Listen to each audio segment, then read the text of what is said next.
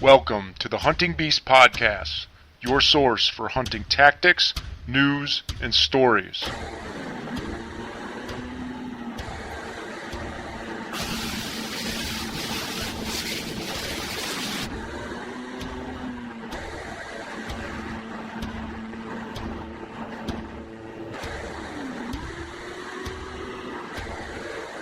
And now your host, Mario Trafficante.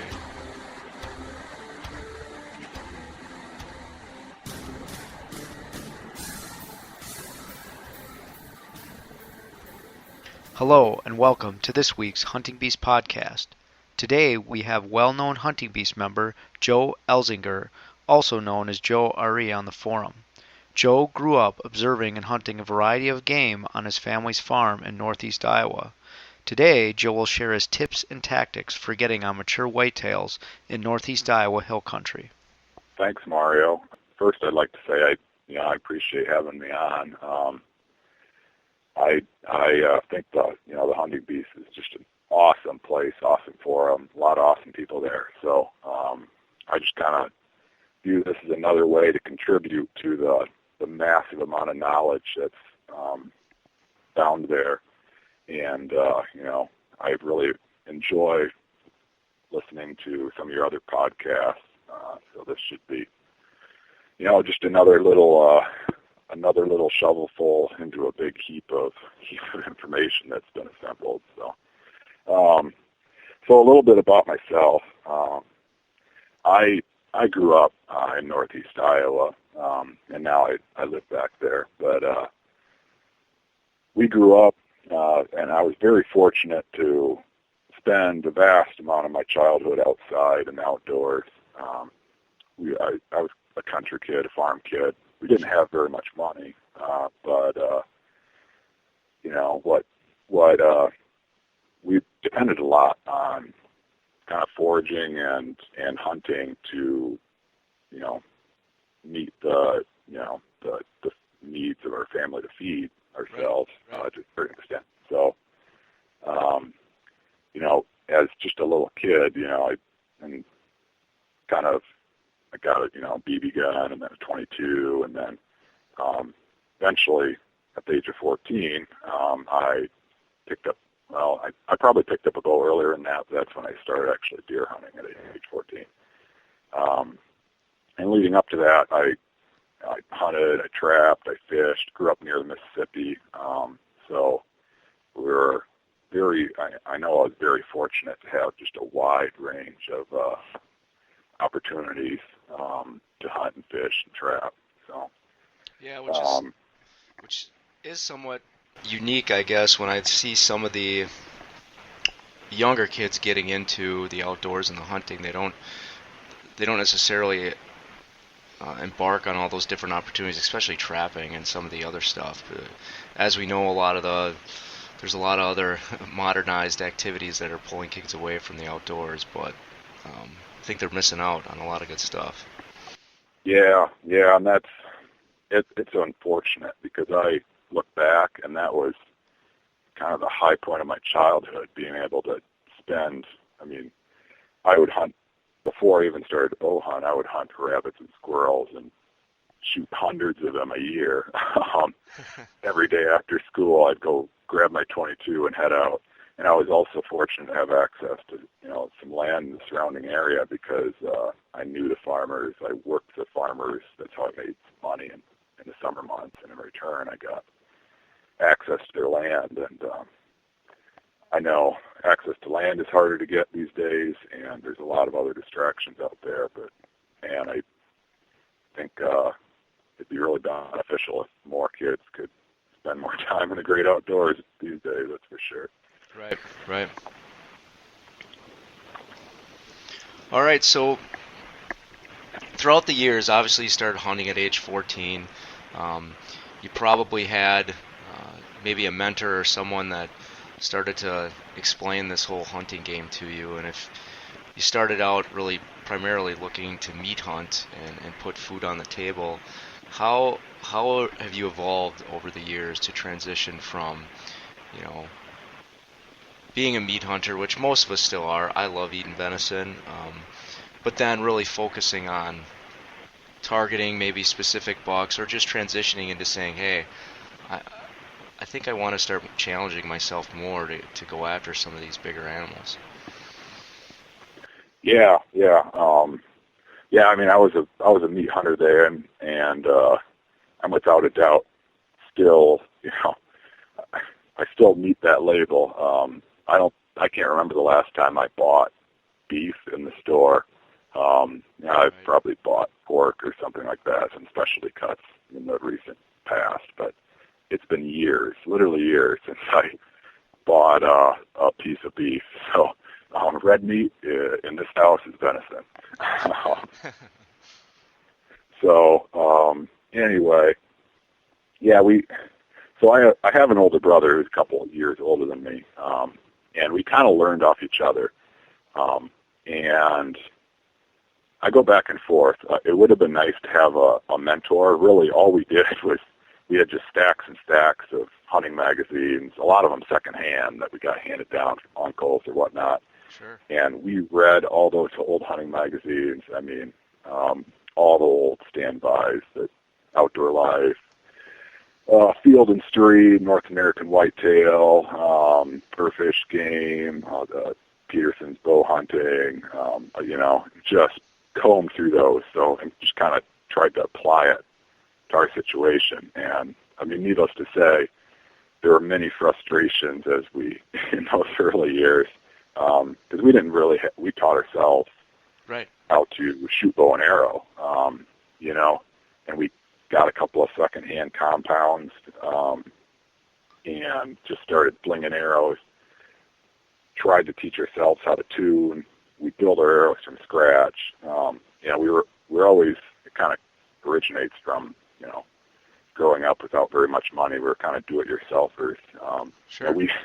We'd shoot a turkey, and then save the primary feathers, and then cut them out by hand, and straighten them and glue them on to old aluminum shafts for the first few years bow hunting. We were shooting hand-fletched, handmade arrows, and it worked. Certainly was a lot of work, but. Well, you definitely appreciated when you let an arrow fly that you wanted to make sure it was going to your intended target. Yeah, exactly. Yeah, and I remember, a big thing was we were trying to figure out how to waterproof those fletchings. We hunt every day, all day, whenever we could, and in the rain, whatever. So, I think we just put Vaseline on them, and of course the feathers just got matted down, and then we tried something else. So it was just little stuff like that. That's an example. I mean, we figured it out, but. And that is a unique thing, because you look at, there's guys, some guys that are doing that today, but again, I go back to sort of the generation getting into hunting now. I mean, they're going to a retail store, they're figuring out all the equipment that they think they need, and then they're, they have places like the Hunting Beast to go and really have a manual of how to start up and get a jump start on the correct way to do things. But there is a lot that can be learned from just spending those times in trial and error, successes, failures, because you really do learn a lot doing that. Yeah, that's something I completely agree with, because I learned so much in that time period. I wasn't having much success. When I was 14, I started bow hunting. My older brother started bow hunting the year or two before that. We weren't shooting big bucks. I did shoot a doe. My very first bow deer was a big doe. On my very first hunt, even, my brother took me out, and we sat in the tree together, and here came a doe, and I shot it. And by some miracle, I hit it perfectly and fell over dead. And that ruined me for like 2 years, because I thought, this bow hunting thing, yeah, that's easy. Right.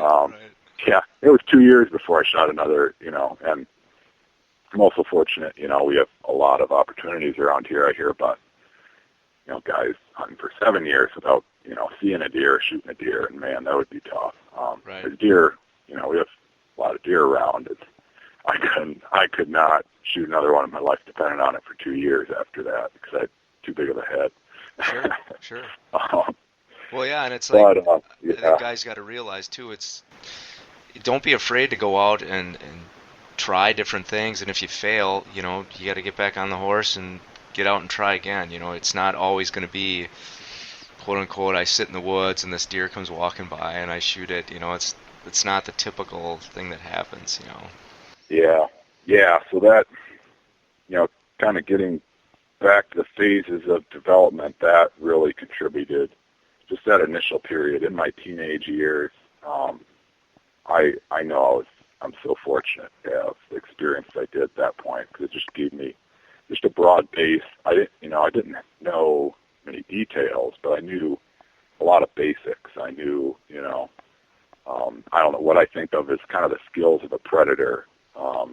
It taught me, how to, stuff that doesn't get talked about much these days, how to sit still, how to move and not get busted if you got game in front of you, how to be patient, how not to fidget, how to just kind of enjoy the great outdoors but still be aware and ready to kill something. And that there's no shortcut to learning that, I don't think. It's just pure, just time spent out there. That's what I think. Yeah, I would agree. I too, that was a big recreation point for us, as there was a big, we call them the camping hills, or a bluff that was right out in front of where our house was, and it was a mixture of, open parkland and then private land. But back 25 years ago, you could, the farmers, you could just go and walk and meander as a kid, and climb all around that stuff. And I attribute a lot of that. I spent a lot of time just sitting and observing in the woods, whether it be different wildlife or deer or different animals. And like you said, you sort of get that in-tuned feeling of how different animals move during different times of the day, and just being able to, like you said, sit still or be calm out there and take the whole thing in, experience it.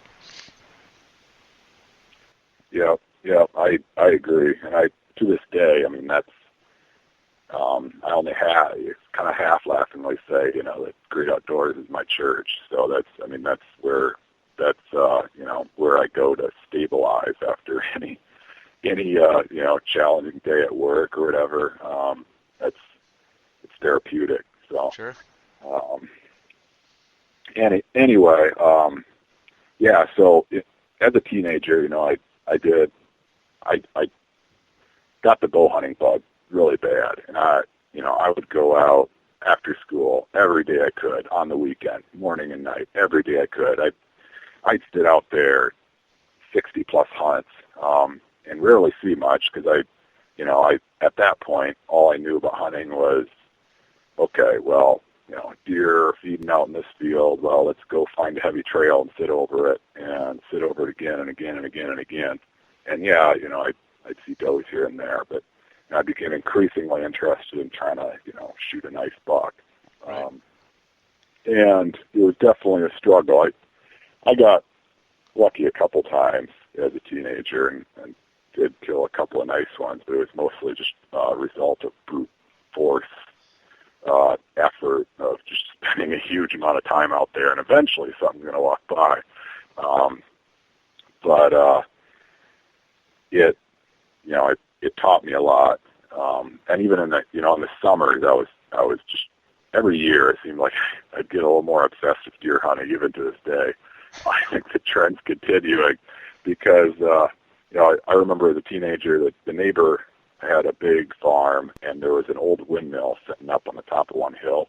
Sure. And it was a perfect place to glass from. So I would climb that windmill and stand on the top of that windmill every decent night all summer long, and I could see, like half a mile or more in every direction out in the fields, and I'd watch deer. It was fantastic, but not normal behavior, I guess, for a kid, but I loved it. Yeah, that's good positive stuff to do, though, Yeah, and that's the thing, I think about what, the various things that, influences kids these days, and even back when I was a kid, I'm not that old, and it was far better than hanging out with the wrong crowd or something like that and getting involved in stuff that, so I know without a doubt that hunting really kept me out of trouble, a lot of trouble probably as a kid. I always wanted to go hunting and fishing. I didn't want to go partying, so. Right. Anyway, yeah, so as I got done with high school, I decided I wanted to put myself through college, and I started going to college. That took a big hit on the quantity of time that I could spend outside. The number of trips to the windmill. Yeah, that ended. Summer scout, I had to get the summer job to pay for college, and then I also had to, I would get a weekend here, a weekend there free all year. I'd have a job all through while I was going to school full time. And but in hindsight, it was stressful at the time. I really wanted to spend more time outside. But in hindsight, it really made me focus on my efficiency as a hunter, trying to pick, and to this day, that remains with me, trying to pick the best times. And we'll get into that a little later about tactics. But I started to look at, okay, how can I hunt more efficiently? How can I, be efficient with my time? And that continued, but that really, I can point to one single season that things changed for me. And that was the 2006 season, actually. I was still in school. And it was typical, like I had no time to scout, really. I had one free weekend in September. I came home, I scouted around, and so here in Northeast Iowa, for those that aren't familiar with it, it's bluff country, hill country, pretty big hills, 100-foot, 200-foot, even 300-foot bluffs and hills. So a mixture of, most places about 50-50 ag land and timber. Beautiful country. Obviously a lot of wild game in it. I'm fortunate to call this place home. But so scouting the hills in September 2006, it was just on a farm that I'd hunted for many years. But I was scouting down this ridge, and I jumped a buck down on this point. And at that point, I knew, bedding areas were where deer bedded, period. So I didn't target them. But I just caught a glimpse of this nice buck, boom, down over the end of the ridge. And it was just a stereotypical hill country bedding right on the end of a point, a little patch of brush. He was bedded, good visibility downwind, cover at its back. And just it hit me that, hey, I think I could sit up here and kill that buck. Right. And at the time when you saw that, obviously you recognize it now for what it was, but at the time, what was sort of going through your mind from the setup standpoint? Did you fully understand why he was sitting there? Or? No. I knew it was an area that deer sometimes bedded, but at that point I didn't have really any understanding of like how they bedded wind-specific beds. I didn't know anything more than deer sometimes bed there. Right. But it never really hit me that I should try hunting a bedding area to kill a deer because that's where they live during the day. Anyway, so I went home that very same day, grabbed one of my old tree stands, which, growing up, I still was using, even at that point, homemade stands. I'm lucky I didn't fall and kill myself at some point, but they were just contraptions, heavy contraptions I made with cable and plywood and 2x4s. Sure. My brother and I both did, but I came back, put up a stand, and it was kind of on a small point off a main ridge, and there was a couple of trails going down the point. So I just kind of eyeballed it, and I set up for, it just ended up being, and I got lucky there because it now, looking back, it was south wind bedding and needed a south wind, southerly wind, south, southeast, southwest, to bed there likely. And I set up for a southerly wind. I did, even at that point, I did know, okay, my scent's got to go in a safe direction. Sure. I want to hunt somewhere, so I don't get busted. So I set up on the downwind side of the trails coming down into that point, and left for college, came back a month later, mid-October, and that spot was still in my mind. It was like, that's the best spot I've got. And I actually, I set it up for a morning hunt, because at that time, I really didn't think I could get very close to bedding areas. I didn't really plan out my entry and exit routes very well, so I just kind of assumed, well, I've got to hunt in the morning. Now I'm more versatile than that, but I got in there. It was perfect conditions, southerly wind, but a cold front had just gone through. Before then the wind switched around back to the south. It was the first frost of the year, as I recall. And sure enough, here came this buck, and he just read the textbook, came in, gave me a nice close shot, and I shot him, and he went down. Well, I actually kind of I hit him in the spine and dropped him, but Sure. Got a second arrow into him real quick and ended it. But and I just, looking back, I mean, that just completely changed how I looked at deer hunting, because up to that point, I was just a sign hunter. Like, okay, find a heavy trail, find a heavy ditch crossing, set up there, and then from there on, I mean, it was just a completely different perspective. It was kind of amazing. Yeah, that opened your eyes to the possibility of actually hunting over a bedding area and figuring out the position and access to that bedding area. Yeah, that's pretty cool. Yeah, and I got lucky. He was a 3-year-old, probably a 3-year-old. I didn't have any history with him, but likely a 3-year-old 9-pointer, maybe 130, and a beautiful deer.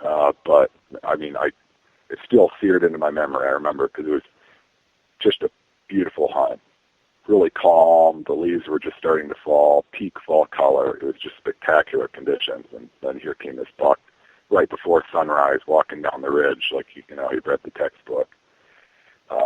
And from there on, I mean, I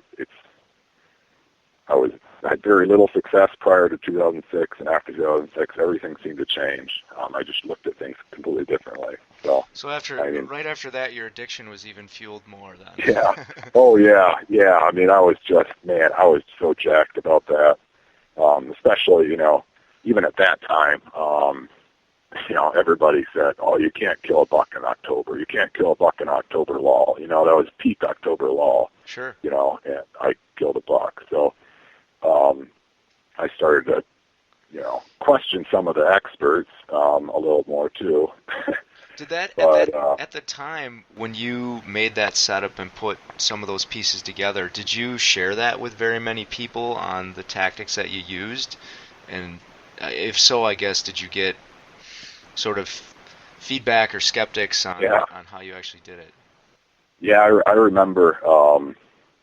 I think I was a member of, don't judge me too much, but I think it was Archery Talk Forum at that time, and I posted about my success, and I remember I got a few comments like, "Boy, you got lucky there, you're lucky they didn't bust you, or you're lucky, you even saw anything." And I didn't think, I didn't think too much of that then, but it was, I realized that I just saw something that a lot of people didn't seem to be seeing, I guess. So, right. And I got lucky, I did get, because if that buck had, thinking back at now, if that buck had a big J hook, he'd have come downwind and he'd have busted me, and all I'd seen is a buck running off, which still would have been a partial success. I would have seen him, but I mean, and he just happened to come just right down the point. But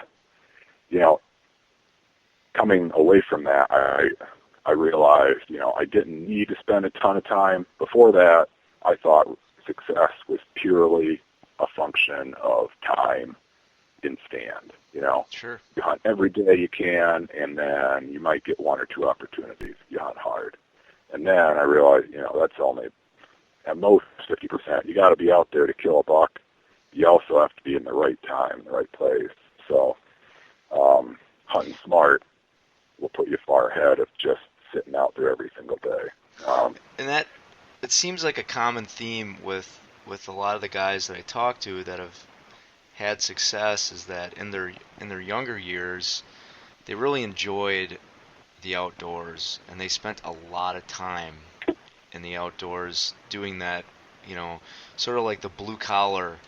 I'm going to pound every single day and work hard and get, maybe get a lot of bucks, or just experience, that whole hunting, growth by being out there every single day, spending every waking moment doing it. And then there seems to be that transition point where life changes come into play, and then they start figuring out, well, how can I do this more efficiently? And yeah, that was exactly how it happened for me. And I wonder where if by some strange occurrence, if I'd still be in a situation where I could hunt, 50 times, bow hunt 50 times a fall, where I'd be if I would not be nearly as far along as I am. And I, of course, not saying I'm an expert, I have a lot more to learn, but if my bow hunting education would be, I wouldn't have taken nearly as much advantage of the opportunities I have.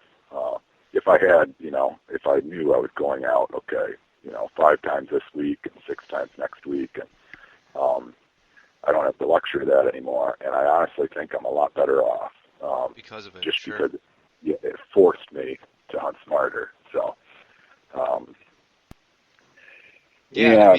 there's a ton to be learned from that everyday pounding hunting. So I think like younger guys getting into it should realize that, there is a lot to be learned from being out there all the time. But then, of course, as you make that transition, like you say, when you learn to do things more efficiently, or you're forced into that situation with something you're passionate about, you're going to get better, or you're not going to be as successful. So I think that's a good point to make on that transition. Yeah, it is. It's a tough transition when you're. I still remember I was, frustrated by, oh man, I'm only going to be able to hunt 2 weekends this fall. Man, that's terrible. Right. That's tough. But in the long run, you got to always think, okay, how's this going to affect you years down the road? And, it can help. It's not the end of the world. If anybody's listening that, might be getting ready to go to college or something like that and dreading, or changing careers, that'll greatly limit their hunting time, and just dreading it from that aspect. In the long run, it's not the end of the world. So, sure. So that's basically, up to 2006, it was, I was pretty traditional, and ever since, I've just kind of gradually expanded, my tactics, and what I'm willing to try, different things I'm trying, with deer hunting. So, the one other thing that I would make a point of my upbringing was I still to this day fervently believe the less stuff you take into the woods with you, the better you are off. And obviously, I use technology as much as anybody. I have trail cameras and all that is, we'll talk about a little later, but being, relatively poor growing up, I read about all these gadgets and gizmos in these magazines, but I could never afford to buy them. So, I had a grunt call. I didn't have a laser rangefinder until a few years ago. I finally bought one, and man, I'm happy I have one now. But before that, I never used a rangefinder. You know, I couldn't afford it. I still see that where every single item could be justified in a certain situation. You know, that goes for all sorts of stuff, scents and all, you know.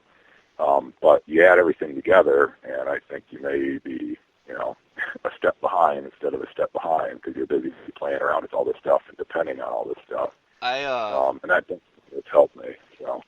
Yeah, I agree. I think every year I try to evaluate what I'm taking into the woods and based on last season and what I use and whether it's needed or not, you know. And a lot of it, being a mobile hunter, I ask myself, do I really need this? Because I want to bring in the least amount of stuff as possible. And like you say, if that buck that you're targeting comes in or a buck of a lifetime is walking in and you're fidgeting around with, you know, a grunt call or fidgeting around with something else that's distracting you from being focused on what's in front of you, then is that piece of equipment really necessary, you know? And I think somewhat of the challenge, again, of guys getting into this new is that we're advertised to so much. And I think guys are convinced that they need this or they need that or this is what's going to put me on this deer.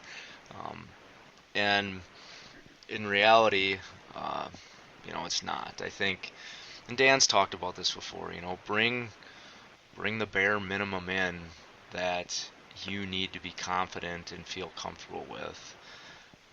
You know, if you have a backpack full of stuff, it's, you know, you're not going camping. Yeah, exactly. That's it. I mean, it came down to that. Even I'm still, like you said, I still am whittling down the amount of things I carry. And like last fall, I was one that, you know, all November long, I would carry rattling horns with me. Sure. I gave away my rattling horns to my younger brother who you know, cuts up antlers for my keychains and other trinkets. I gave them away and told him to cut them up so I couldn't use them because I realized I've rattled a few bucks over the years, but I think looking back, I could only remember one or two instances where I rattled in a mature buck. And that's not to say I knew exactly what I was doing all the time rattling, but outside of like managed areas with pretty high densities of mature bucks, rattling just, you know, for one, you won't see very many mature bucks. So if you're rattling all the time, you know, most of the time they're just not even going to be around. And then on public land or unmanaged private land that receives quite a bit of pressure, man, if a buck comes running into rattling antlers, he's dead. So I just, you know, it was not worth it. Get rid of them. There's not many of them that there's not many of them that are running around still doing that because they were already shot. Exactly. Yeah. I mean, and that's even in, you know, here in Iowa where I know we've got a little better density of bucks than some other places. I don't see it working on public and you know, any land that receives a fair amount of hunting pressure. It just doesn't work very often. So, you know, and I know a lot of people have had a lot of luck with rattling, and you know, if I keep carrying it around, yeah, maybe someday I would. But it was when I look at the odds, it's just not worth it. It's not worth it toting it around everywhere and trying to keep them from clinking and clanking, and you know. And that's good advice. I mean, that's what people need to do. They need to look at what they're, you know, assess it. If you're not using it, take it away, and it's one less stressor or you know, annoyance when you're out there. So. Yeah, and I still carry around a grunt call, and I've had far better luck running in bucks than or snort wheezing in bucks, particularly, just in the very right circumstances. But than ever rattling with them. But, you know, I grew up, okay, you know, blow on your grunt call 3 times every 15 minutes, you know, oh my God, I wonder how many deer I spooked off, you know, doing that. And now I do not pull it out unless it's calling to a deer, you know, and the deer's not coming in and I need it to come in, you know, so. no more blind calling. So that's just my kind of what I've come to the conclusion, just kind of in the last few years, So. Yeah, and I sort of did the same thing with grunt calling, and not that I really didn't have a plan or an idea of how to go about it. So in the last few years, I just kind of put it away. I'd have it with me, and this season the buck I took was a similar situation to what you had said. I heard him get up, I heard him start grunting, and I needed to accelerate the process a little more because I was running out of daylight. So Yep. yeah, I actually hit my grunt tube, and that was the first buck that I had respond Yep. and come in to a grunt. So Yep. that was pretty cool. I mean, it does work in specific situations, but like I said, I used to do that where I'd sit in my tree randomly and just grunt away, and Yep. you'd probably wonder how many deer were running off out of the woods away from me. Yeah. doing that. Yeah, 90% of the time nothing heard you, and then the other 10% of the time, the stuff that heard you, most of the time it's just going to circle around downwind. You might not even see it, or it may be, just not in the right mood and want nothing to do with you. So, Sure. yeah, that's absolutely right. I've had a lot of success with my grunt tube and snort wheezing. I've snort wheezed in 2 bucks that I can think of that I shot. And it's only, I say I have a lot of success, but it's only when they are in an aggressive mood and, in a circumstance, they're pretty close range. They're probably going to try to circle around downwind, so you better be able to shoot downwind before they wind you, things like that. And in those circumstances where you're dealing with, like you said, yours was grunting, he's, probably willing to come kick another buck's butt and Sure. it's his downfall. So, So let's that's get it. into with your tactics, how you prepare like year after year. Yeah. So, this would be no news flash to anybody who's kind of a beast style hunter. Preparation is what I kind of live and die by, particularly because I don't have that much hunting time anymore.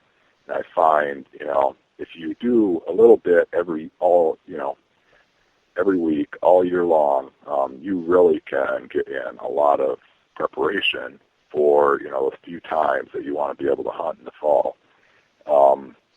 So a ton of spring scouting. I scout an enormous amount of land. My rule of thumb is I want to scout and pick out, potential setups for about twice as many potential setups as I'll ever be able to hunt. Sure. Exactly, partly because I hunt pretty much all public land. And if you there's other hunting pressure, so there's going to be a bunch of those spots that just you end up going to write off anyway because other hunters are going to move in, and it varies a little bit from year to year how hunters use various pieces of public and what hunters are there. So I never want to be out of spots. So that's my rule of thumb. Okay, I'm going to scout and prep twice as many areas that I could realistically get to. A lot of times even more than that. And I monitor all those areas too.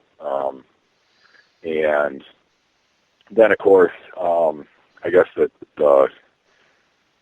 after the spring scouting, I do some monitoring in the summer with trail cameras. I do some glassing. The last few, I've done some shining. I don't do hardly any shining anymore, mainly because I've got 2 little kids and I can't get enough sleep at night the way it is. So Right. I can't get up in the middle of the night anymore, man. Yeah. It's too big of a sacrifice. So anyway. So what's the preparation with your spring scouting? When you get on foot, are you using obviously some topo maps and GPS to mark all your specific areas so you have all that mapped out and ready to go?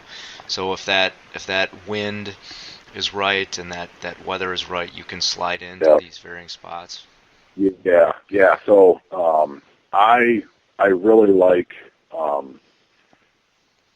what I've kind of done is I try to look at a new property every year, but I also keep like right now I have approximately 10 properties that I actively monitor / hunt. You know, I might not end up hunting all those or even half of those, but I'm monitoring. I'm seeing if they're worthwhile. I've got spots prepped on all of them. And when I'm spring scouting, you know, of course I'm looking.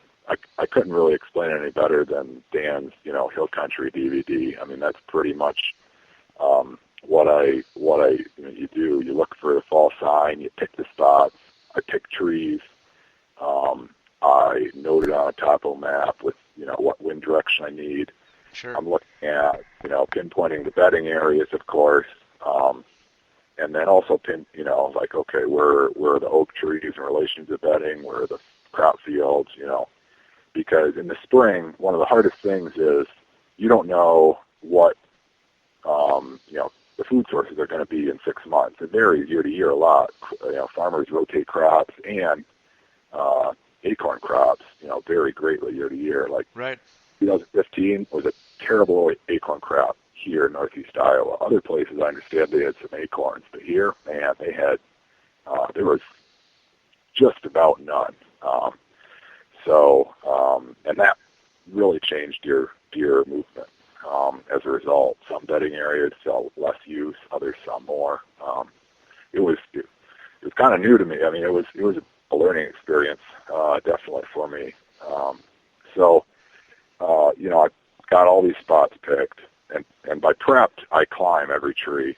You know, I hunt a fair bit from the ground as well, and regardless if it's from in a tree or on the ground, I think we'll talk a little bit about ground hunting maybe a little later, but I pick a spot, I mark it on the map, I know what wind direction I want, and I know what time of year it probably is good for. So, you know, there's bedding areas that are used predominantly early season, and there's bedding areas that are used, you know, maybe the entire fall. I find there's a lot of bedding areas that I target that light up kind of in the late pre-rut.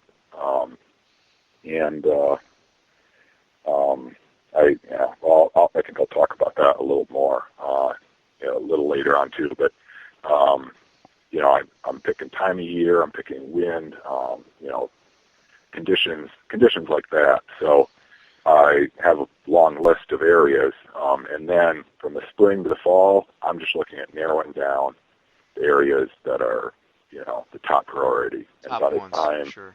Yeah, but by the time it is, you know, October 1st, Iowa bow season opener, I have, you know, I'm probably only going to get out 3 or 4 times in the first couple of weeks of bow season. And I have 3 or 4 spots. Of all those spots that are most likely to kill a mature buck. And then I look at, this kind of, you know, I break the season down, you know, basically week by week. I know Mark JoeRE's talked a lot about, you know, breaking the season down into small components. I do something a lot similar, and a lot of the same dates, frankly. So, you know, deer are changing their behavior through the fall, week by week, even shorter time periods than that. I'm looking at targeting kind of a rolling, okay, this week I want to look at these couple stands, but next week, you know, I think they're going to be over here. Maybe the acorns are starting to drop, or the acorns got eaten up, or the beans got picked, or et cetera, you know. Now, over the years, there are, the you know, go ahead. Yeah, no, you can go ahead. Yeah. So over the years when you've done this, you know, if you've got 10 properties and you're cataloging sort of the right time and right place to enter these properties, and then you're tracking throughout the year how deer behavior changes, is this sort of, are these mental notations that you're making, or do you have a catalog of a lot of stuff, either written or electronically, that you know when these dates hit now that these certain areas are going to be prime? Yeah, that's a good point. I don't trust my memory. For one, I keep a hunting log, and I log all my hunts, but I also kind of, at the end of every year, I do a really quick summary about what the conditions were in general. And I started that hunting log in 2006. It goes back to that year. So I've got 10 years worth of notes now. Sure.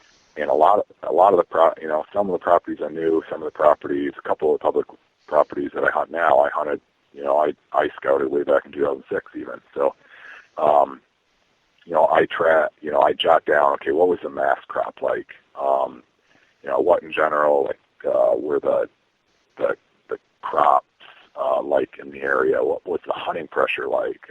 Not just bow hunting, but like small game hunting, anything else, Sure. anything unusual. When were the flurries of rutting activity that I observed? Because those, I drive myself nuts. I'm trying to pinpoint. People talk about the pre-rut, and then the seeking phase and the chasing phase, and well, that kind of explains rutting activity to me. But really, the rut, as I see it, is just there's a few specific flurries. You probably know what I'm talking about. There's a couple of days here, a couple of days there. Bucks are chasing everywhere, and then poof, there's a lot less. I am fanatical about trying to pinpoint those and predict those.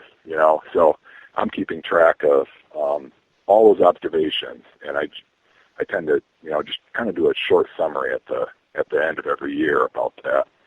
And it's very interesting. I go back and I read through those, and I'm finding correlations between, okay, this year was a really good mass crop, and deer movement was like this, things like that. So, and in my hunting log, of course, I keep track of even more things hunt by hunt. Sure. Yeah, I think that's important for people to understand. I think guys that are really successful, it's the science behind it. I mean, the data that you're recording so you can build patterns. I mean, now you have 10 years worth of data that you can literally look at and build patterns off of, and that's very powerful when you're trying to be as efficient as possible. And I'm in a similar situation to you, where I have two smaller kids, and you're right, if you can pinpoint those specific times of the year of when you can get out in the woods, which then reduces the stress on the family and everything else because you're gone. It's really beneficial. Yeah, that's.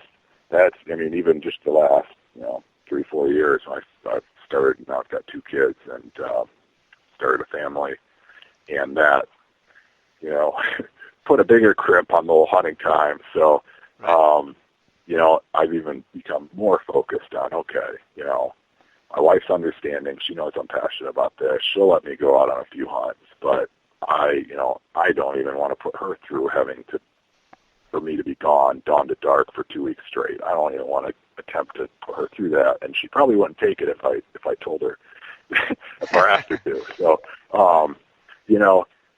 so I'm looking at, cold fronts coming through here. What are the weather conditions? How are the food sources changing? How's the rutting activity ramping up? I want to hunt here, and I want to hunt down, a week from now. I am fortunate. I have a job, and I'm an engineer, so I'm a data person. If people haven't figured that out by now, but sure. I have a job that's relatively flexible. I can plan ahead, and I can, say, okay, in 2 days I am leaving at 2 p.m. and I'm going hunt. And I'm working at, a couple 10-hour days before that to make up for it. So I can take a day or two, or, not a day or two, but, a morning hunt here and an evening hunt there during the week. As long as I'm avoiding meetings, I can make my job meet that. So, sure. And I know a lot of people do not have that luxury, so I'm fortunate to have that. But I'm obsessed with picking the right time and the right place. Right place.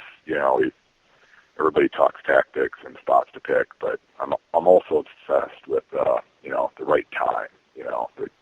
I believe that every spot has the best time to hunt it, and it's not.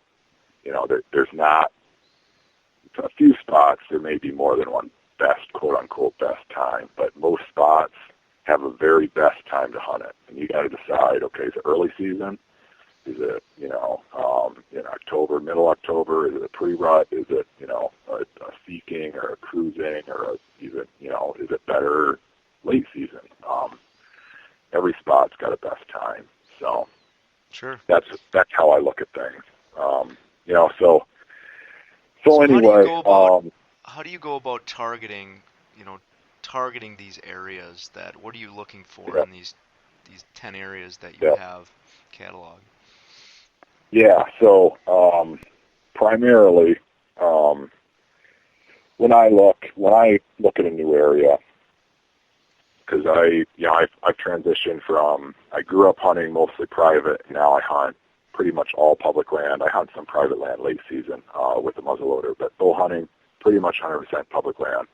Other than I just bought 14 acres here, and that's treated me really well. But I'm looking for hard to access stuff. And in hill country, typically that means you got to climb up and down a few hills. So I found if the bigger the hills, the better, the more big bucks out there, because they can get away from hunters, and for some reason hunters don't want to have to drag a big buck up a 300-foot bluff. I have learned to most of my spots are close to a mile in or over a mile in from the point of access, and frankly, I see more hunting pressure in the areas that I hunt from people coming across the fence from private land, because that's typically the areas that I look for is, corners of public land or near private, and a lot of guys are coming in from the private, but very few are crazy enough to do what I do and walk, a mile and a half across two big valleys to get over to this back corner, and none of them want to pack out a deer. So I worry about that after I shoot a buck. And I think that's an important point to make when you're looking at these new areas. Is do worry about it after you shoot the buck, because if you think about that too much, then you can lose confidence in a spot, or maybe even avoid a spot because you're worried about that. Yeah, exactly. It's definitely a mental hurdle. Like if you let that keep you from hunting certain spots, that'll affect your results. I definitely believe that, because that's kind of the average opinion. Is I'm not going over to that ridge, because look at that big valley we've got to drag a deer across if we did shoot something over there. So no, right. I'm gonna hunt 300 yards from the truck tonight.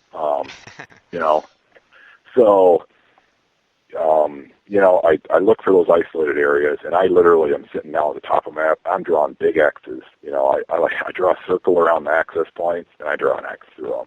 And, I'll be walking through those areas to get to the hard-to-reach areas, and if something, jumps out at me, I'll investigate further. But 90% of the time, I'm right. It's not worth hunting. On any ridge that ties to an access area or, anywhere relatively close, within half a mile, or, sometimes it doesn't even take half a mile if there's some steep terrain. But I'm just crossing out those areas. And then, of course, beyond that, then I'm looking for, what's good buck bedding and those kind of things. So, sure. That's break it down from there, kind of an classic hill country hunting approach. But hard to access areas. I occasionally find overlooked spots. I know, some people talk about overlooked spots. I do occasionally find an overlooked spot, but those are really rare. You just, by definition, okay, it's overlooked, nobody finds it. Well, it's hard to find, so, Yeah. I've got a couple in the bag right now that I would call overlooked spots that are probably only a quarter mile from where I have to access it. But one of them is a good example. I have to park on this road, and people see that I park there. Well, now there's other people, parking there and walking in, because they didn't really realize that necessarily there was a hunting area right there. So I kind of burned that one just by that. So another one now I'm paranoid about, and I'm paranoid to park there, so I have to have my wife or somebody else drop me off. So. Yep, I've heard other people had do that as well, just to conceal what they're doing. Yeah. Yeah, so it's honey draws flies. Yeah. So anyway, so look at the data, select the spots. I will say that I'm looking for the deer need to tell me how to kill them. You got to find the deer and find where they are, and then hunt them. It's really that simple. And there's all sorts of differences of how they move, how they use an area, year to year and area to area, different hunting pressure. So there's the big general statements of bucks like to bed on leeward points at a 1/3 elevation, that kind of thing. But I see instances where if there's a bunch of hunting pressure up high, deer are bedding down low because they're getting disturbed too much. Bucks pick the most secure places to bed. That is absolutely the kind of the blanket statement you can live and die by. But what that means is different property to property, state by state, depending on hunting pressure and your situation. So bucks might be in a couple of areas that I'm thinking about. Bucks are routinely bedding way down low, kind of low points and benches, because the ridges are swarming with hunters, but nobody goes down in the valley because nobody wants to drag a buck out of the valley. Sure. And those are tough to hunt because the winds, are tricky down low. But you got to find the deer. You got to find the deer where the deer are in daylight, and you got to, try to find a tactic to kill them there. So based on those tactics, how do you go about in today's world targeting your specific bucks? Now that you've established, you've found your properties, you've done your scouting, how do you go about targeting the specific ones? Yeah. So I'm looking at a number of things. For one, I'm looking at tracks, and if I can ID a buck's tracks, that gives me a huge advantage to kill that buck. So most people, they see a big track. That's probably a big buck. And that's probably true. But you really want to focus on the details of tracks. Go look at it really close and start looking at them a lot closer, if you haven't paid much attention to tracks. And you'll really see differences, particularly among older bucks. I think a deer's track gets more unique as it gets older. And for one, there's a bunch of young deer running around, but there's a few old deer running around, and each one, their track really is unique. For one thing, I really like to look at the kind of the curve of the toes or the front of the hoof, and I like to look at front hooves, because front hooves, I think, are more unique than back hooves, mostly because a buck's pawing in a bunch of scrapes, so a lot of times they have chips or cracks or something like that. Sure. That you can notice. But sometimes it's hard to find a front hoof print because, if a deer is just walking, of course, the front hooves are landing basically on top of the back hooves are landing right on top of where the front hooves left the hoof print. But I like to look for tracks like on the edge of the fields or in saddles and fields, because even if a buck's walking through there at night, he's going to stop right before he crests the ridge, and he's going to look over this other side, and there you can find really good front hoof prints. And he's just so are you tying observation? Are you tying observation of the buck from like an observation stand or a trail camera with then getting on foot and finding that track? Exactly. Yeah, that's to ID a track, you gotta have an observation. So you're either seeing them, glassing them, shining them, or on trail camera. So when I get that, I look, I scan through, I pull a trail camera off a primary scrape, I scan through the photos, and, there's a big buck, he was only there 2 days ago. Well, I bet his tracks are still in that scrape. And, ID that track, I take a nice photo of that track, starting out, and then start comparing photos of these different tracks that you're finding. and you'll notice, wow, there are, when you really start focusing on it, there's a wide range of what a big buck's track looks like. It's you can ID a lot of them. Things to avoid, don't look at running tracks. If it's all splayed out, and this might be a little dependent on terrain, I will say, because in softer grounds, deer tracks tend to splay out more. Sure. And a lot of times that probably distorts it, so it's hard to recognize. But like maybe down in swamp or something. But in the firm ground around here, if it's splaying out very much, that means he's running, and it's really hard to ID a splayed track compared to a walking track that's not splayed out. Right. So, and that depends, how hard the ground is, how fast the deer is moving. It even depends. I used to measure tracks. I used to carry a little pocket tape measure, and I would measure them when I was a kid. I was even paying attention to tracks then. I grew up following around stuff. I'd trail down coyotes even, carrying a 22. I would track down coyotes. I even killed a couple of them that way. Of course, it's not a highly effective tactic, but I learned a lot about tracking.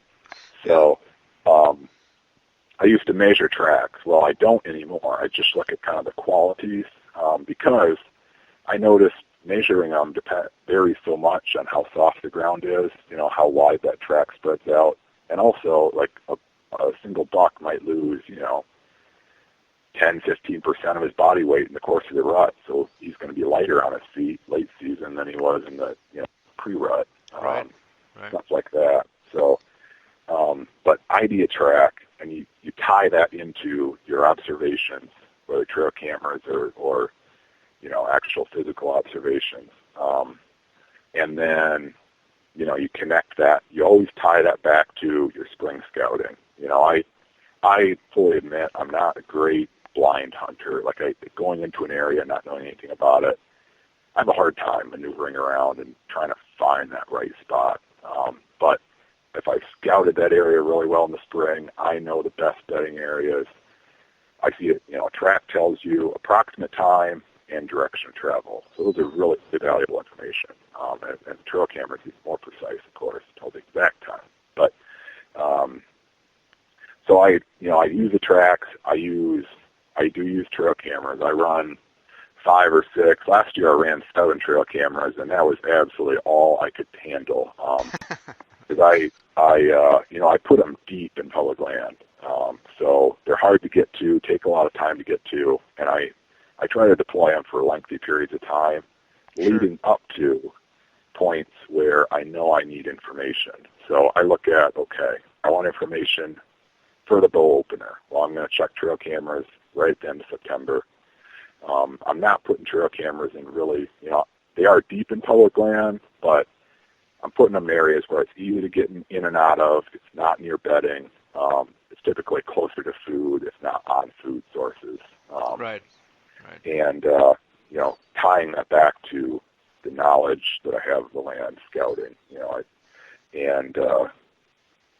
anyway, that's what I'm tying into. And ideally, I've monitored an area for more than 1 year. So, the bucks I'm really trying to get, 4.5 or older, bucks, typically I have seen them or I can go back through trail cam photos of, the previous year, and I can, there he is, during this time period, he's moving, that direction at this time.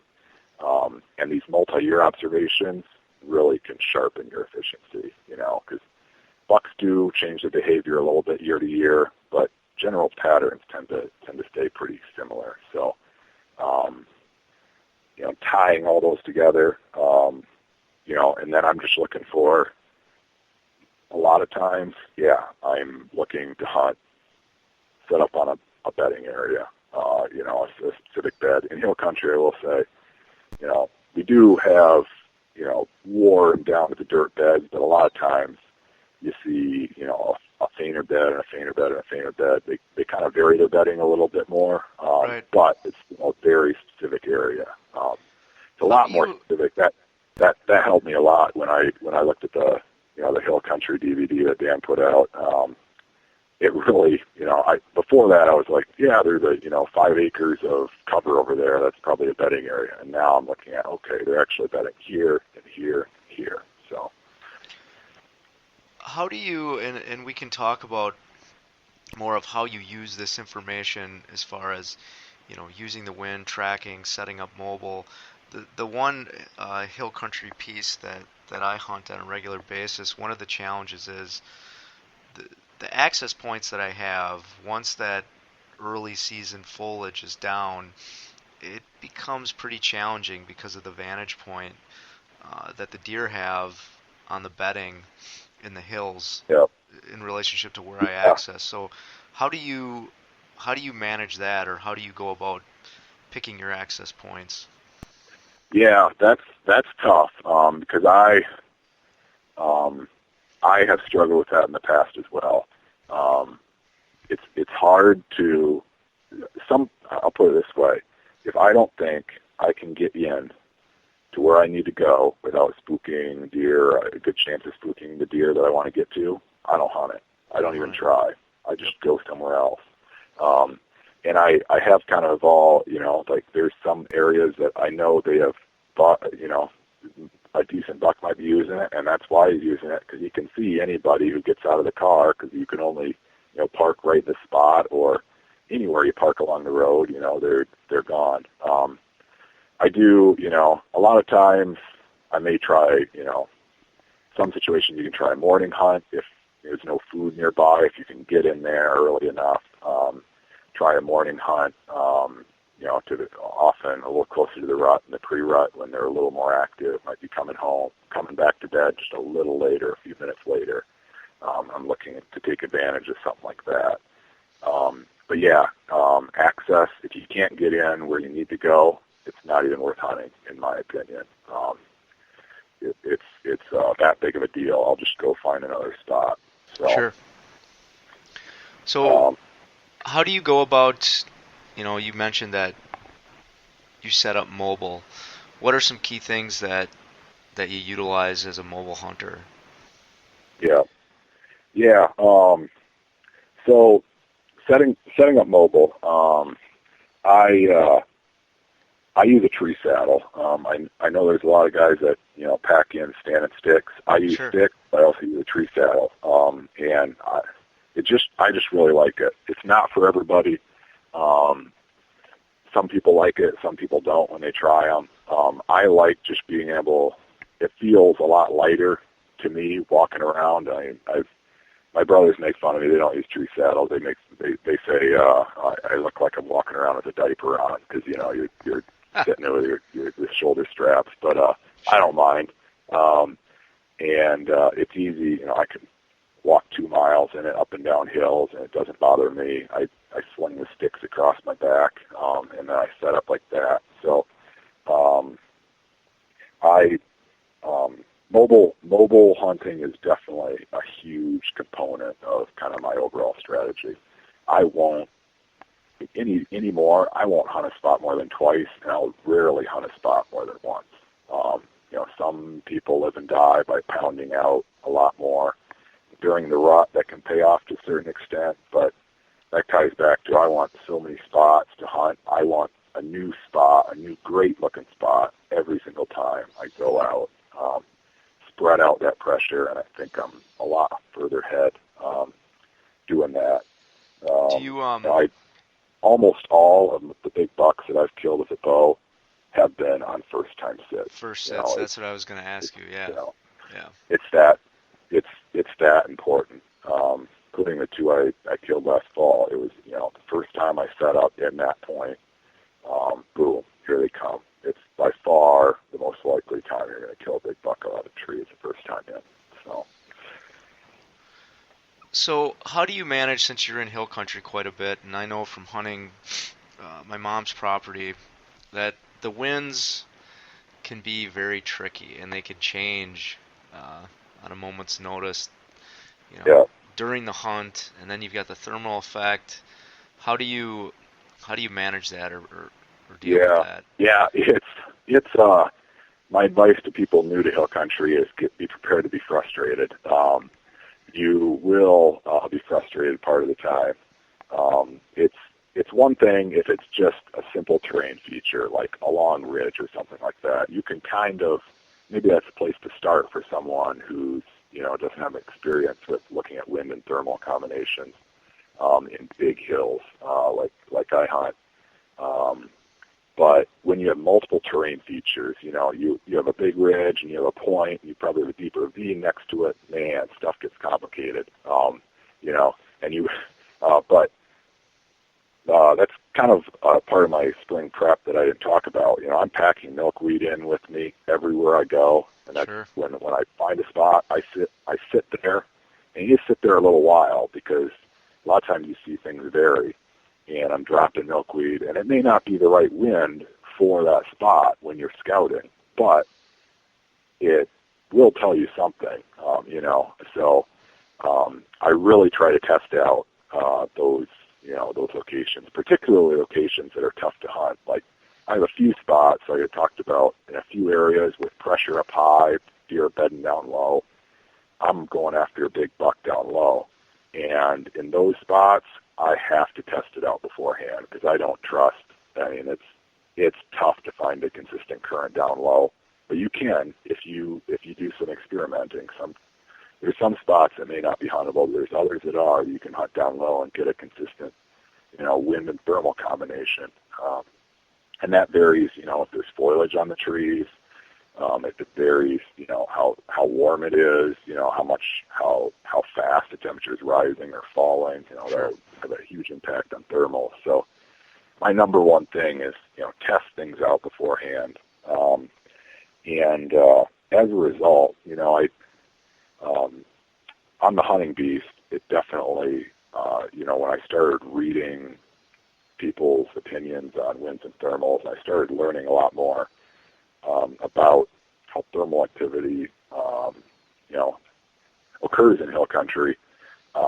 It used to be my opinion that, if it's a light and variable wind, it's not worth hunting. I don't have any spots for a light variable wind. Well, now I don't look at that like that. I look at, okay, well, find a place with good, consistent thermal activity. I don't care if it's a light and variable wind, it's probably perfect because then the wind's not going to fear that much of the thermal. And I no longer fear light and variable as a result. So. Good. Yeah. And I guess one last thing, I also look at, I've gone through the phases where I was a scent control freak and all that, and I just, worry about getting my scent to blow in the right direction, and that's good enough. So, but I do use, various scenting conditions to my advantage, particularly in the late season. I hunt, I'm a bow hunter primarily, but I also hunt late muzzleloader season in Iowa, which runs kind of over the holiday period, Christmas and New Year's. And a lot of times we get some bitter cold weather in that time period. And Sure. I have noticed that deer have a lot harder time smelling you if it's bitter cold. And it's primarily due to, a lack of how dry the area is. More humidity, deer smell you more. I try to use rains and stuff to, check trail cameras and that kind of thing, if hopefully wash away my scent. Anyway, late season, it's really, I'm able to get away with a lot more than a person would think. Like I have a hard time believing it if I haven't seen it so often, but I see deer coming through, downwind of me, a couple hundred yards downwind of me. If it has to be really cold, like 0 degrees, man, they have a hard time smelling you. That's just my observation, and maybe some people have observed other things, but I've seen it so many times that it's starting to, I'm starting to kind of track it and hunt it that way as a result. I think there's some science behind that. The molecules that are carrying your scent around aren't as, I guess, volatile or active when it's that cold. Yeah. And I've noticed I'm talking bitter cold, Right. Single digits or below, Right. So. Because I've noticed that in early season on really humid, hot sits, that it's seemingly like your scent is just hanging, I've noticed where, based on dropping my milkweed, it seems like I have the wind in my advantage, but, I'll get a mature doe will come into the area and she'll wind me right away where, Yeah. that scent is just hanging in that humid air. Yeah. Especially in warm weather. That hill country is really, really challenging in warmer weather because, you'll, like you say, the wind may be consistent where you are, and even for 30 yards downwind of you, but then you start looking way downwind, and it's doing something crazy. It might be doing a U-turn and coming up a ditch beside you, and then a deer's crossing the ditch. I've had this happen. Deer's crossing the ditch. It should be upwind of me. Boom, snorts and takes off. Well, my scent's doing a big, U-turn, and then the thermals are bringing it straight up a ditch, under those conditions. So it's, you just have to experiment, learn from your experiences, and test things out as much as possible. Like I said, start conservative and kind of trying to push the boundaries in hill country. And you'll never master winds and thermals, but in hill country anyway. But I've gotten to the point where, I definitely am frustrated a lot less of the time than having good hunts. So good. So I guess at this point in your hunting career, what really drives you? I mean, what do you really love or are passionate about hunting in general?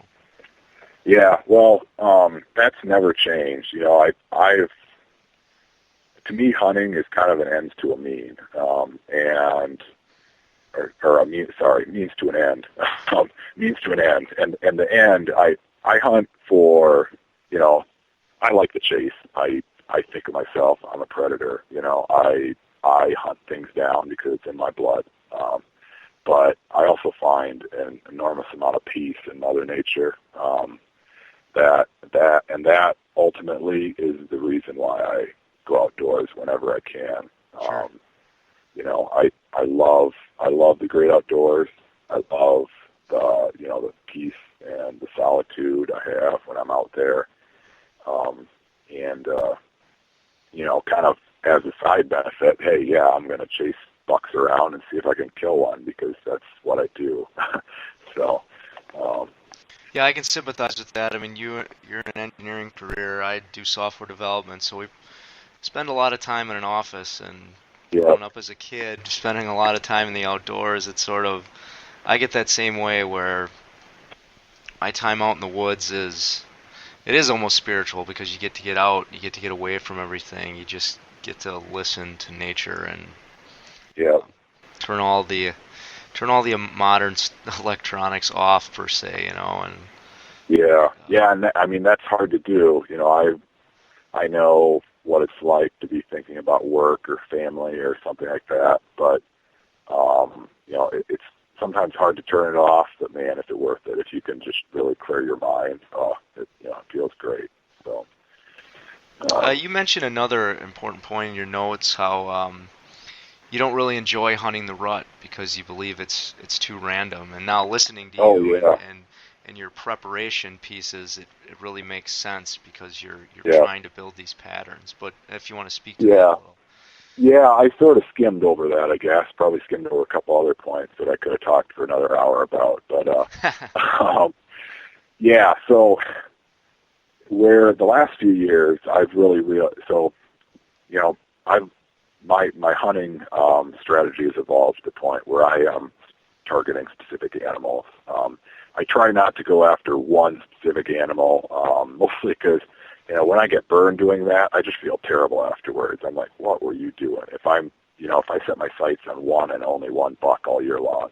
But I do have I narrow it down to just a small handful of, larger bucks, the biggest ones that I can find in any given year that I'm going after, and I typically get one of them. But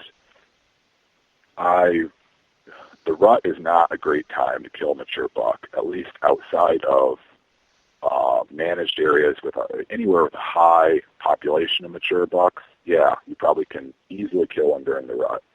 But and by the rut, I mean, the chasing and, I wouldn't say the chasing and, through to lockdown. Sure. Because the way I look at it, most areas have more does than bucks. And at any given time during the peak of the rut, you probably have more does and estrus in an area than there are mature bucks total. Mature bucks, most of them, they vary. Their personality varies so much, buck to buck, when you really start looking at them. But typically they have the pick of the litter. So they're the first ones to get locked down and probably the last ones to get unlocked, And in between there, they have a doe in heat, and then they might be up on their feet for a few hours, go and find another one, and they're back down. So peak rut, you got deer running all over the place. Well, most of those are younger bucks, even around here. 2, 3-year-old bucks, great time to kill a buck in the rut, a 2 or 3-year-old buck, peak rut. But the older bucks, for one, their movement is a lot less predictable. And 2, I think they're on their feet not that much, because they don't need to be on their feet that much. And frankly, my trail cameras show that. Sure. One thing I like to do with trail cameras, I drop them in spots to collect during the rut. I can't get real-time intel because things are changing so fast, so I try to move my trail cameras to spots to gather intel for next year. So I'm putting them in tight funnels and pinch points and stuff that are like, they might be worth hunting. I'm curious what's coming through there this year, and I'll take it into consideration hunting next year. That's the only time I really put trail cameras right at stand locations. Otherwise, I'm keeping them away. It's a year in advance. So anyway, and I'm seeing a few big bucks come through. The vast majority of the buck movement is, younger bucks. And it's only just right at the start of cruising, it seems like. Mature bucks are really on their feet, maybe it's not like it's for a week long, period. It's for like a couple days or something, and then boom, they're finding the first hot does. So, I don't know. I know, I don't mean any disrespect to anybody who loves hunting the rut. I mean, I love hunting the rut if there's that action right in front of me. If I have a doe in heat right in front of me, man, it's an awesome hunt, but that's like 2% of the time, Right. But the other 98% of the time, you're sitting in your tree with nothing around you, So I really look, I enjoy kind of the figuring out and predicting where a buck's going to be, and going in and killing it. And you can do that, early season, pre-rut, post-rut, late season. But man, it's that's a real challenge to predict where a specific buck is for kind of a 1 to 2 week period, mid-November, and then they get, as soon as there's really no does in heat anymore, and they may be still looking for that last hot doe, that can be a really good time to kill one. But that peak time that everybody else hunts the woods, I hunt out there, and I've killed my share of bucks in that time period. But when you're going after a specific buck, it's not a great time to kill one, I don't think. Yeah. I mean, well, and the other thing too is you're combating, especially on public land, you're combating the hordes of other people that are entering the woods during that time too. Yeah, exactly. I was reminded of that. Yeah, I was reminded of that this last fall when I was out. I really had my sights set on a great big 10-pointer, one of the biggest ones I've seen on public land, 160 class. And one morning I was set up, and it was like a Saturday morning, and I was in a good spot, and it was a long way from the public access, but 3 hunters from 3 different locations came in from private, and they were set up in a big semicircle around me. They were all like a couple hundred yards away, but I was sitting in the tree and listening to this rattling and grunting and rattling and grunting, just incessant, in 3 directions. And I was like, wow, this is definitely not fun. I'm just, stinking up the woods. So I climbed down and left. But Yeah.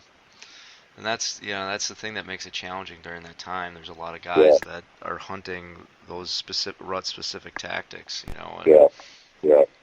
But yeah, it And makes that's, sense with all the data and the specific stuff that you're collecting throughout the year that you're upping your chances by getting on that specific buck due to the things you're doing outside of the season versus in.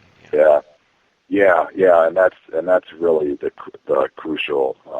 I guess if somebody wants a summary of exactly how I look at things, the way I look at it, I'm killing a buck in off season. Everything but killing it, really. Like I'm setting up everything so that when it's hunting season, I'm not doing much, other than I'm hunting, but I'm doing a little low impact scouting, and I am running my trail cameras, but I've shifted the bulk of my prep outside of the season, and that paid off. So you mentioned in here too that you're looking forward to changing the focus or getting into some different things with your hunting, and you purchased a recurve last month. So why don't you talk about that a little bit? Yeah. So anyway, I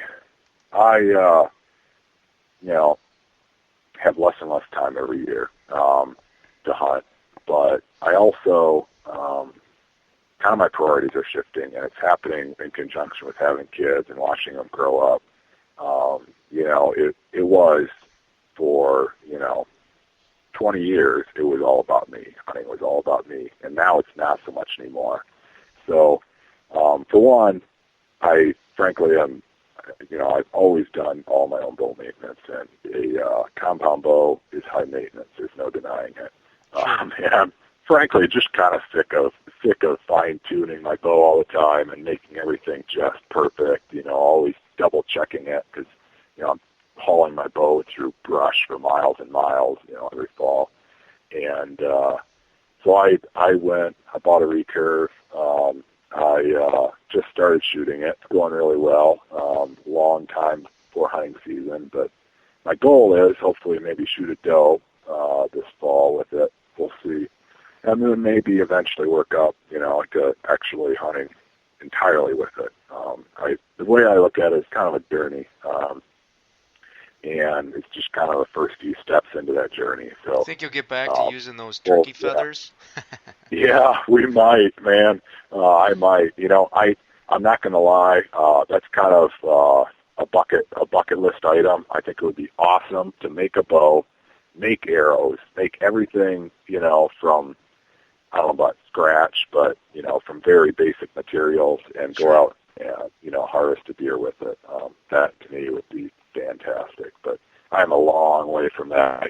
So, but I'm really looking forward to, kind of dialing it down for the time being. The fire undoubtedly still burns bright, and now, especially, when I start seeing, bucks shedding velvet, hard racks, and I'm going to get fired up again. But looking forward to dialing down a little bit, spending a lot more time with my kids and getting my kids out, involved more outside, because I'm so thankful that I had that experience as a kid, and I would wish that on every kid in the country. Sure. And I really want my kids to experience that. So spend a lot more time, outside. So. And I think that's an important point. One of the things you mentioned is you have a concern just about the future of our hunting heritage, and just what you've said here about spending more time to get your own kids experience in the outdoors and to pass that tradition on. Maybe talk about that a little bit. Just it's somewhat of our personal responsibility to spread the word on this stuff. Yeah. So that's in conjunction with having kids, I've realized, or I've had to acknowledge that we're kind of in trouble as hunters. Hunter recruitment's dropping, across the country slowly every year, and hunter access is falling.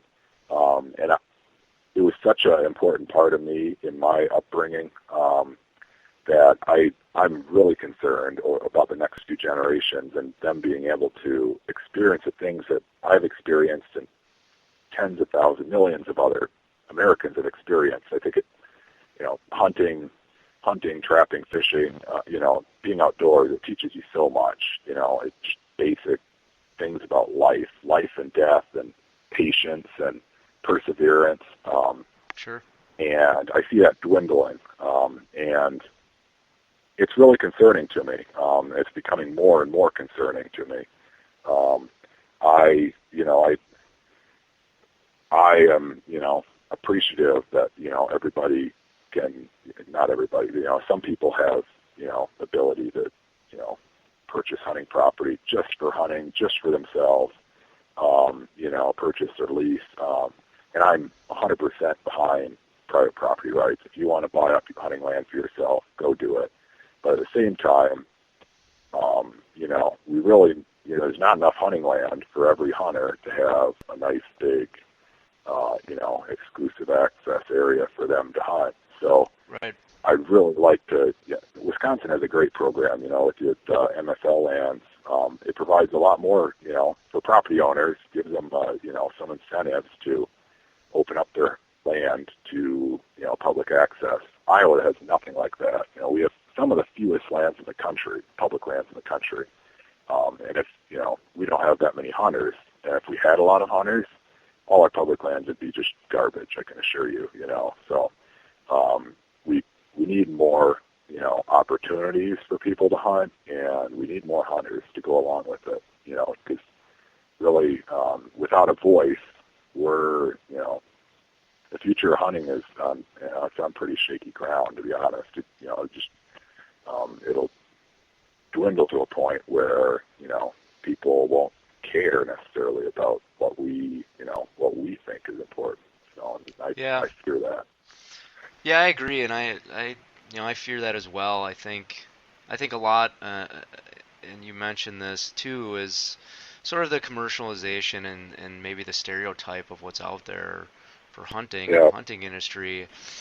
It does counteract or contradict what is truly important and what the true lessons are about the outdoors. I mean, like you mentioned, spending hours as a kid just hiking, fishing, observing different types of wildlife and things like that, and then transitioning into, we're using hunting to put food on the table at night. I mean, that was very much a part of my family as I was growing up. Rabbits, pheasants, ducks, squirrels. Those are things that were regularly on the dinner table, and I think there is a chunk of our society that's very far removed from that, which is unfortunate. I think, as much as that positive influence can be spread to sort of counteract the stereotypical commercialism. And that's why I like the hunting beast too, because I think it's a group of individuals that are very like-minded in that sense. Yeah, I completely agree. That with all the above, the beast is awesome. It's got, a really great spectrum of people, and they tend to skew towards, the fundamentals versus gadgets and gizmos. And, that's me too. So, I do worry very much about, the future of our hunting, and that definitely was triggered with, looking at my children and thinking, I want them to be able to have the experiences I had, but I want my grandkids to have that too, Right. I'm worried if that will be the case. So. Well, Joe, this has been great. Is there anything else you wanna cover from a specific tactic or anything that you think it's important to mention? I mean, we went over a lot of different information. Yeah. I skimmed through a number of my talking points, so I'm sure I could talk for hours and hours more in detail about some of my tactics and some of the, I wanted to talk some about some of the examples of some of the past bucks that I've been fortunate to kill and how they tied into to my tactics. But we actually didn't mention that. I mean, we went over your initial story, but why don't we cover one of those more modern day hunts that you've done? Yeah, well, for instance, for tracks, I talked about tracks are so beneficial, and they have played a crucial role in killing several of my bucks. I probably wouldn't have gotten onto them, or it would have been a lot harder to pinpoint them and kill them if I hadn't been paying attention to tracks. And back in 2008, I was hunting a piece of public ground, and it's not a real big piece, but it's kind of out of the way and overlooked, actually. Since then it's been discovered and kind of run into the ground by a number of hunters. But then there was very few other hunters, and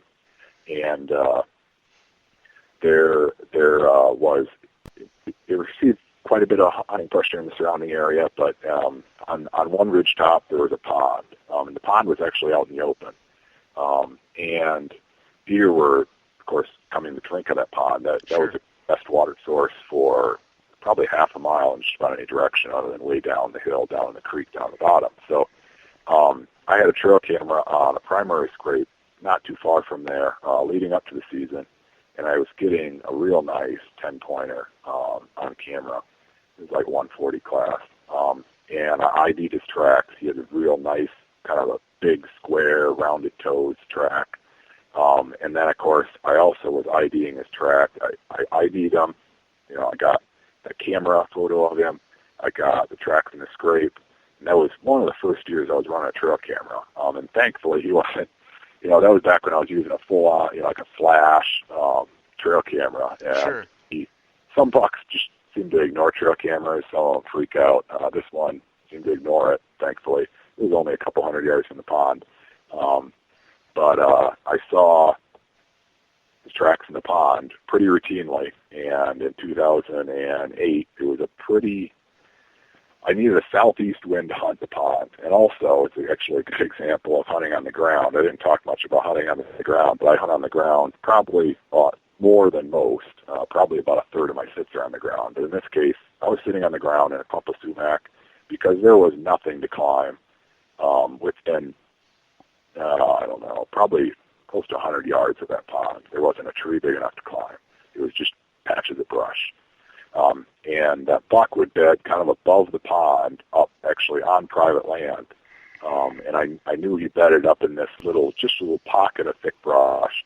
And he was coming down, hitting the pond. I could see from his tracks, and going down, hitting the trail camera, and going down into the woods. Okay. And so I came up. I finally got a southeast wind that I needed to hunt. It was November 1st, I want to say. I didn't hunt there all October because I didn't have a southeast wind coincide with times that I could actually get out and hunt. And I sat there, and it worked like clockwork. Here he came right at last light. If I'd have hunted down at primary scrape where the trail camera, I'd have been half an hour too late. It would have been pitch black. But he was going down that direction, and he came down to drink, and I put a shot at him and got him. So were you set up on the same side of the pond that he was accessing to drink then? No, actually I was. So it's kind of difficult to describe without a map, but I actually shot across the pond. It was a small pond, but really? It was 2 days. Yeah, it's my longest shot, 41 yards at a buck. And I took it because he was completely relaxed, just standing there. The patch of sumac was on the north side of the pond, and the southeast wind was in my face, kind of blowing. I needed a southeast wind. The south wind was kind of just, it would have been angling up toward his where he would have been coming down a little too much. But because he came across my, from the side, and then came down, took a drink, and I was just sitting there in 3-foot tall grass under a patch of sumac. No prep. I just sat down on the ground, but I knew from checking out the tracks in the pond from a couple of past visits that that patch of sumac was just the perfect spot to sit, and no deer were really. It was a steeper bank. Nothing was really back on my side. Everything was on the far side, and it just worked out perfect. So Yeah, I mean, I've quite a few other examples of, how bucks really, or tracks really help me find bucks. So. Well, that brings up a good point too about choosing that stand location, which tied into the amount of time you had to actually kill them. I mean, how do you? Yeah. And that's one thing that we didn't necessarily, talk about a lot. What I've seen at Dan's workshops and other things like that is guys are challenged with sort of picking that exact right spot. How do you narrow that down? And this was an example of it, but how do you narrow that down to have confidence in the spot you're picking? Yeah, man, that's tough. That's tough to answer, because it's got to be you got to be able to shoot him in daylight, so that narrows out, 3/4 of a deer's home range, if not more than that, maybe 90% of a deer's home range that he only, walking around in dark. Right. And so then you have a pretty small circle, typically centered around or close to bedding. And my rule of thumb is, I don't want to get any closer than I have to. If I think a buck is going to be 200 yards from his bed, I like that 10-pointer is a good example. It was probably 200 yards from where he was bedding. And I was pretty close to the property line. I probably couldn't have gotten another 50 yards. I could have gotten 50 yards closer to where he was bedding, but it was thick brush. And, maybe I would have seen him a few minutes earlier. I probably killed him with 15 minutes to spare of legal shooting time. But I waited until that, pre-rut time period where they're a little more active, a little more on their feet, a hot day. And, he was thirsty and, thinking about does, and as a result, he's on my wall. So, yeah, I mean, it's tough. It's tough to pick. It takes experience, I picked lots of wrong spots and had a buck come through 50 yards away, and you're like, oh, man. But don't hesitate to be aggressive, I guess. You don't want to get any closer than you have to, but at the same time, don't sit 200 yards back because, you're just, I'm just not sure. That's kind of ties back to my overall strategy, picking a bunch of spots, being mobile, hunting a bunch of new areas. I'm aggressive. I'll jump into the B spot that I think is the best. Boom, hit it, and then I'll go and hit another spot the next night. And I think that probably helps with me being aggressive because I'm really not that worried about burning out in a specific area. Some bucks, I don't really want to, disturb them. I don't want them to know that they're being hunted, but the first time in is the best time to kill them. So go ahead and go for it. I've used observation stands in the past too, and fine-tuned it. It's kind of a different approach there, but majority of the time I'm diving right in. I know where I want the best time and the best place, and I want to be there. And if it doesn't work out, I've got 5 more best times and best places, lined up in front of me. And one of those, I'm confident, is going to work out. It's going to work out. And that's a very good point about doing that prep work in the off season. It gives you confidence that, because I think a lot of guys are afraid to dive in and be aggressive in their prime spot because all their eggs are in that one basket. So if they screw it up, then they don't have any other options. But building up that catalog of various places to go is going to allow you to be more aggressive in those situations. Yeah. So I kind of skimmed over, I guess, some of those the finer points of some of these tactics, but I know you wanted to keep the podcast to an hour, and now we're approaching 2 hours. But regardless, there's other stuff I could talk for days probably about. I love to shoot back and forth ideas, brainstorming, about this kind of thing. So, was there one other specific tactic that you think is key for anyone? The key tactic that anyone should have in their arsenal in order to be successful in this? the main, I touched on being aggressive. I touched on, that last story was, hunting tracks and hunting from the ground. Those are two, I think, kind of the two big overlooked items for the modern day hunter. Both hunting from the ground and tracks, because people don't think they can necessarily ID an individual buck maybe, and then I know in hill country it's easier to hunt from the ground. I will say that. I could imagine in a swamp it's pretty darn hard to hunt from the ground in a lot of situations, just because you can't see. And sure. That's one of those. I could go a lot more into hunting from the ground, but one of the crucial ingredients to me is visibility. I want to be able to see a buck coming from at least around 50 yards away, so I can get ready. And then when he's within 30 yards away, I'm not, twitching. I'm probably at full draw already. I'm waiting for him, for a shot opportunity, and he did. So those are kind of the two big things. But be aggressive, try new stuff. Don't get stuck in a rut. That's kind of another big takeaway. Try new stuff, try new tactics, try hunting new times of the year. Don't believe what you hear about, you can't kill a buck in October, during the October lull. October lull is one of my favorite times. Mid to late October, my favorite time to be in the woods hunting a big buck, period. They're the most patternable. It can be challenging with food sources changing, et cetera, and, sometimes, hunting season's changing and that, but I love that time period because it's,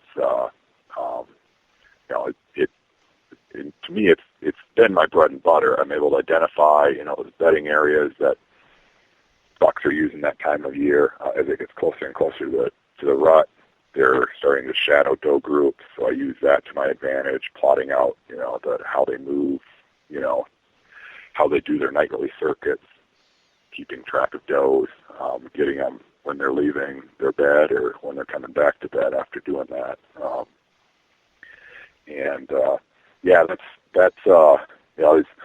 There's no, just try new stuff, be versatile, don't stop learning, and I look back in 2006, I look back and it was a turning point for me, and I think, I didn't know hardly anything back then, and I hope in 10 years I can look back and think about that myself now, because that means, I'm continuing my growth as a hunter. So, sure. It's, if you're the guy that takes a week or 2 week vacation every single year during the peak of the rut, hey, try mixing it up. Just try hunting some other time of the year just to, see what it's like. And maybe you like it and maybe you won't. So. Yeah, I completely agree, because 4 years ago when I started changing my mindset and trying to figure out what this style of hunting was, I'd been mobile hunting before that, but the whole concept of bedding and wind, and I went through those transitions with doing the scent clothing and things like that, like a lot of guys. Yeah, and, one of the first bucks I shot was an early season buck right in the beginning of the season that was based on bedding and acorn food source. In a swamp. So yeah, it's that whole willingness to listen to new ideas. I mean, these podcasts have been great because I get to sit and just listen to you guys talk about your knowledge, for your example, over the last 10 years that you've collected, and apply that to what I'm doing. So and that's,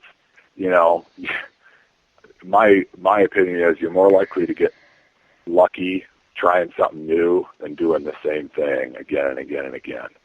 You hear a lot of stories about that where, the kid or the new hunter or whatever gets dropped, just walks into the woods and here he shoots a booner, and I am a believer in, there's something to beginner's luck, and that just ties into the whole trying something new, They're not necessarily overanalyzing stuff, I admit, one of the, you have to be careful not to overanalyze things too much. If you're looking at all this data, like I'm talking about, you hunt with your gut a little bit, still, even though Sure. I've been talking about all this data, but you're an engineer, so we know, understand. Yeah, exactly. So, don't hesitate to, if your gut's saying, man, that spot should be awesome, go there, try it. And good chance you'll be surprised, or impressed about your results. So. Well, good. Well, Joel, this has been really good talking to you. I think you're going to spawn a lot of questions on the forum. And as usual, for everyone out there on the Beast, if you've got questions or comments, post it on the forum, and Joel, I'm sure, will be happy to post back and get your questions answered and provide some more information regarding maps and setups of some of the hunts and things that he did. This has been really good talking to you. Yeah, thank you. And I'll be around. I as I said before, I love the Hunting Beast. It's an awesome place. Great group of people, great knowledge base, polite. I really appreciate that, compared to virtually every other forum that's full of trolls and, none of that's tolerated. It's an awesome place. That concludes today's podcast episode. Please go to thehuntingbeast.com to post any discussions, questions, or comments regarding today's podcast episode.